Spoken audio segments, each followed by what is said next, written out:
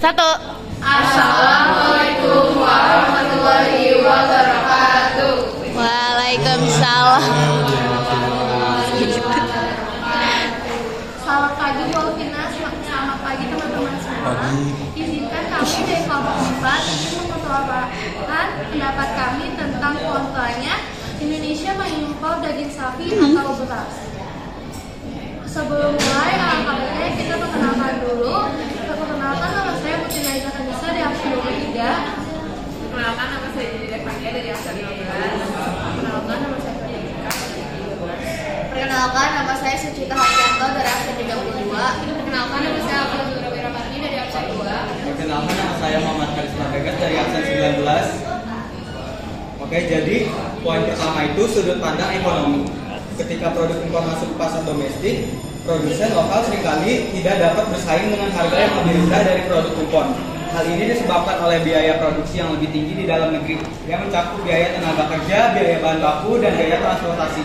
Akibatnya, produsen lokal dapat kehilangan pangsa pasar yang pada gilirannya dapat menyebabkan penurunan pendapatan dan bahkan kebangkrutan. Oke, selanjutnya poin kedua, ketergantungan pada impor dapat melemahkan ketahanan pangan nasional.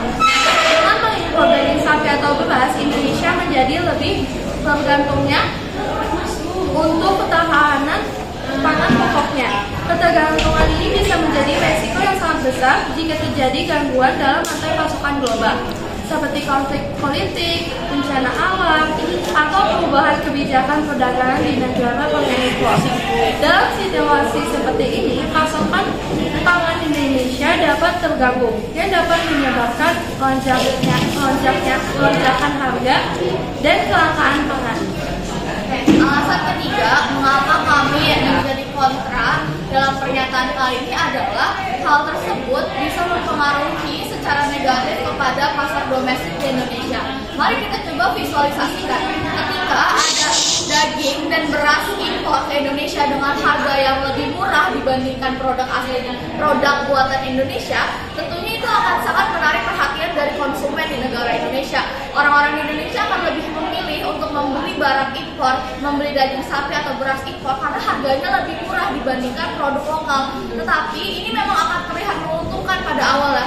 Tapi lama-kelamaan ini akan menciptakan pengaruh yang negatif dalam jangka waktu yang lebih panjang dan menyebabkan masalah yang besar.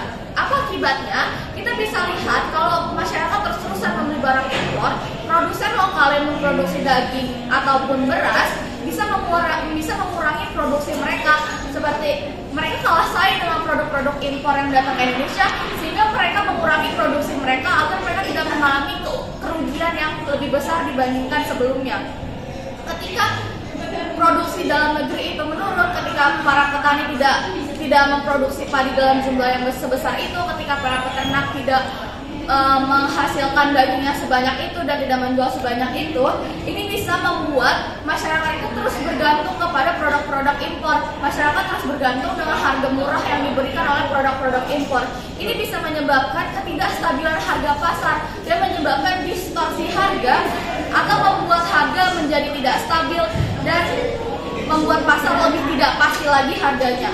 Jadi, meskipun harga barang impor itu terlihat lebih murah dibandingkan harga dari produk lokal, itu hanya sementara saja atau hanya di awalnya saja, dan itu akan menyebabkan masalah buruk atau masalah negatif yang akan lebih berkepanjangan ke depannya.